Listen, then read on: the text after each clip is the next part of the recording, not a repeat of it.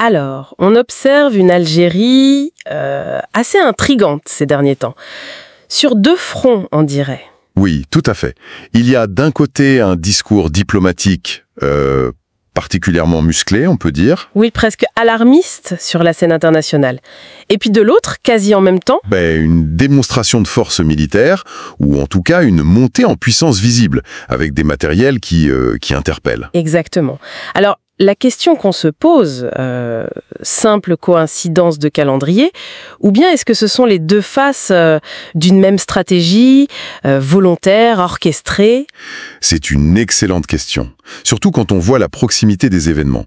Il y a eu d'abord ce sommet arabo-islamique de Doha, oui, avec cette intervention très forte du ministre algérien des Affaires étrangères, Ahmed Attaf. Il portait la voix du président Tebboune, c'est important. Avec un message d'alerte, c'est ça? Sur l'extension du conflit israélo-palestinien? Un message très clair là-dessus, oui. Sur une escalade régionale jugée dangereuse, liée aux actions israéliennes. Et donc presque au même moment, on voit apparaître ces images. C'est ça.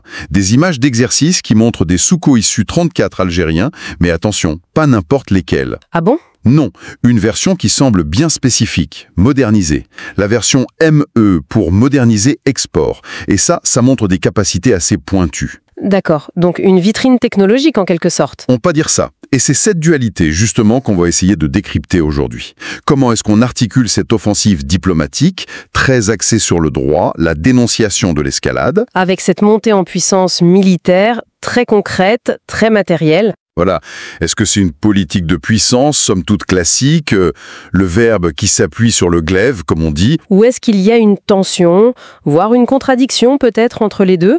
Bon, alors plongeons dans le vif du sujet. Commençons par la scène diplomatique. Doha. Alors, à Doha, le message algérien porté par Attaf était, sans aucune ambiguïté, un avertissement très solennel. Contre l'embrasement régional. Exactement. Contre ce qu'Alger voit comme un risque majeur d'embrasement. Et ce qui est intéressant, c'est que le discours ne s'est pas limité à la situation palestinienne stricto sensu. Il allait plus loin. Il parlait d'un débordement programmé, c'est ça l'idée. C'est l'analyse qui était présentée, oui. Le texte citait explicitement le Liban, la Syrie, le Yémen, l'Iran. Ah oui, quand même. Et même le Qatar, comme des pays qui auraient été, selon Alger, touchés directement ou indirectement par des actions israéliennes durant l'année passée. L'idée défendue, c'était vraiment celle d'une extension quasi inéluctable du conflit si rien n'était fait. Donc un ton particulièrement grave, on imagine, un moment charnière. Tout à fait. L'expression historique et décisif a été utilisée. Et l'appel, c'était vraiment de dépasser les condamnations de principe. Pour aller vers quoi? Des actions? Vers une vraie volonté collective, c'est le terme. Des mesures concrètes. Fini le temps des slogans, disait en substance le message algérien. Place aux actes, et des actes contraignants. D'accord. Mais alors, au-delà de cette alerte, quelle est l'analyse de fond que propose Alger? J'ai cru comprendre qu'il y avait cette idée assez radicale, que la sécurité d'Israël se construirait sur la déstabilisation de ses voisins. C'est un peu le cœur de l'argumentaire, oui. Le discours parlait d'un engrenage, d'un cycle infini de violence et de destruction. Entretenu par cette logique... C'est ça. Une logique où, en gros, la stabilité des uns, Israël en l'occurrence dans cette lecture, ne pourrait s'obtenir qu'au détriment de celle des autres, par leur instabilité provoquée. Et là, on ne parle plus seulement de violation ponctuelle du droit international. Non, non. C'est ça qui est fort. Alger parle d'une stratégie méthodique. Méthodique? Oui, une stratégie israélienne qui viserait à contourner, voire à nier le droit international, la charte de l'ONU. Pas juste des incidents isolés, mais quelque chose de systémique. Et l'affirmation va même jusqu'à dire que l'occupation elle-même est une menace pour la stabilité internationale, pas seulement régionale. Précisément, bien au-delà de la seule région. C'est une charge extrêmement lourde. Vous avez raison. Et on a même entendu parler de l'évocation du concept très controversé de Grand Israël. Cette idée expansionniste. Effectivement. Qui verrait des frontières bien au-delà des lignes actuelles, comme une justification sous-jacente possible pour ignorer le droit et redessiner les cartes. La rhétorique est, explosive. Oui, la référence était présente, elle suggérait une intention, perçue par Alger en tout cas, de modifier les équilibres territoriaux au mépris total des résolutions de l'ONU. Bon, face à ce constat très sombre, l'Algérie a rappelé qu'elle avait engagé une démarche concrète. Oui, à l'ONU, avec d'autres pays, une diplomatie active. Voilà. Et comment Alger interprète la réception de cette initiative? Ils y voient des signes de changement sur la scène internationale. Alors, l'interprétation qui remonte par les canaux algériens, c'est celle d'une solidarité internationale qui serait plus nette, plus manifeste. Alger dit déceler un véritable changement d'attitude. C'est-à-dire moins de passivité? Moins de passivité supposée, oui, et une reconnaissance qui grandirait de la nécessité d'envisager des mesures. Des mesures de dissuasion, voire des sanctions. Ah, d'accord. Et cette perception d'une opinion internationale qui bouge, ça devient un levier crucial dans leur stratégie diplomatique, j'imagine? C'est clairement présenté comme ça, d'ailleurs. Le discours de Doha, il exhortait directement les dirigeants arabes et musulmans à quoi? À aligner leurs actions collectives sur cette évolution perçue. Ne plus se contenter de condamner chacun dans son coin, mais agir ensemble. Agir ensemble et de manière contraignante. C'est ça l'idée. Avec comme objectif affiché de transformer cette prise de conscience mondiale en mesures fermes pour contraindre l'occupant et rendre justice. Les mots sont forts. C'est une sémantique de l'action, de la pression. Tout à fait. Et il faut reconnaître une chose, cette posture, même si elle semble monter d'un cran aujourd'hui, elle s'inscrit quand même dans une certaine continuité. Ah oui, laquelle? La diplomatie algérienne classique. Défense historique des droits palestiniens, l'attachement très fort au droit international, à la souveraineté, le rejet des ingérences extérieures, et puis l'ONU comme arène privilégiée. La constance est là. C'est peut-être le ton, l'urgence affichée qui change. D'accord, je vois pour la constance diplomatique. Mais alors, là où ça se corse, c'est quand on met ça en parallèle avec l'autre volet, la montée en puissance militaire. Et ces fameux Sukhoi Su-34. Comment on passe du discours de Doha, très juridique, très diplomatique, aux ailes d'acier russe. Oui, c'est ça, le contraste est saisissant. parce que c'était vraiment en même temps. Quasiment. Presque simultanément à ce discours de Doha, on a vu circuler ces images. Des Su-34 MEA algériens, modernisés export, donc en exercice, apparemment près de Moscou d'ailleurs. Et comme je le disais, ce ne sont pas des appareils standards. Qu'est-ce qu'ils ont de si spécial alors? Au-delà de la peinture camouflage sable, brun, gris, adaptée au désert qu'on a pu remarquer. Alors il y a plusieurs détails techniques qui suggèrent une version vraiment remaniée. On a parlé d'éclairage LED par exemple, Oui, ce qui est plutôt typique d'appareils plus récents, qui intègrent déjà des briques technologiques de 5e génération. Vous voyez, furtivité, capteur en réseau. intéressant. Il y a aussi des appendices aérodynamiques supplémentaires, près du cockpit du train avant. Certains analystes pensent que ça pourrait loger des capteurs d'alerte ou des systèmes de guerre électronique avancés, pour l'autoprotection. Donc l'idée, ce serait pas juste d'acheter un bombardier russe qui a fait ses preuves, mais bien d'avoir une plateforme spécifique adaptée Avec des technos de pointe, peut-être même piqués à d'autres programmes russes plus récents. C'est l'analyse la plus plausible, oui. Cette version ME, modernisée export, ça ressemble fort à une plateforme multirôle optimisée pour survivre en environnement hostile, contesté, et pour la frappe de précision à longue distance. Elle intègre sans doute des améliorations importantes en avionique, capteurs, peut-être système d'armes, bref, une version sur mesure pour Alger. Et rappelons qu'Alger a été le premier client à l'export pour cet avion. Le contrat initial, c'était 2019 pour 14 appareils, c'est ça, ES? C'est ça. Et leur arrivée progressive, elle semble aller de pair avec une évolution de la doctrine aérienne algérienne, plus de projections, de frappes dans la profondeur. C'est une montée en gamme capacitaire qui est indéniable, et d'autant plus significative si on la replace dans un contexte plus large. C'est-à-dire? Début 2025, il y a eu ces informations, ces rumeurs insistantes sur un intérêt très marqué de l'Algérie pour le Su-57. Ah oui, l'avion furtif russe de 5e génération. Là, on change de catégorie. Complètement. Là, on franchirait un nouveau cap technologique. Le Su-57, ça voudrait dire un saut qualitatif majeur, en termes de détection, de commandement, de contrôle, d'opération en réseau. Ça dessine une ambition stratégique assez claire quand même. Absolument. Pour en revenir au Su-34 mais algérien, ces capacités clés, sans noyer l'auditeur sous les chiffres, elles sont stratégiquement très pertinentes. Par exemple? Une vitesse élevée déjà, Mach 1.8. Ça permet des déploiements rapides et surtout un très grand rayon d'action. On parle potentiellement de plus de 4000 km avec des réservoirs externes. 4000 kilomètres? Ça couvre quoi, ça? Une bonne partie de la Méditerranée, l'Afrique du Nord? Le Sahel? Exactement, c'est une portée stratégique régionale, clairement. Une capacité de projection importante. Et en termes d'armement, il emporte quoi, cet avion? Alors là, c'est une capacité d'emport considérable, autour de 8 tonnes sur 12 points d'accroche. Et il peut emporter une panoplie très très variée. C'est-à-dire?